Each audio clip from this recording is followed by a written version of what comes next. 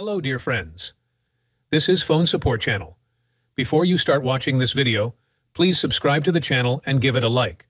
And also, write your feedback in the comments if this video helped you, or if you have any questions. Thank you. In this video, I want to show and tell you how to unlink all your Instagram accounts and log out of one account or all accounts at once from the list. This method is relevant in 2024. How to do it? To do this, I open up the list of profiles. There are several profiles here, and I want to log out of them. To do this, I click on the three bars. Then I open Settings and Privacy. You go down a little bit further, and select Lockout. And click on that. And here we can select the accounts that you want to log out of. Or you can leave certain accounts. With this method, you can log out of one account or several accounts at once. As you can see, this is a very easy and quick way. Done. There is nothing complicated. If you like this video, put likes and subscribe to the channel.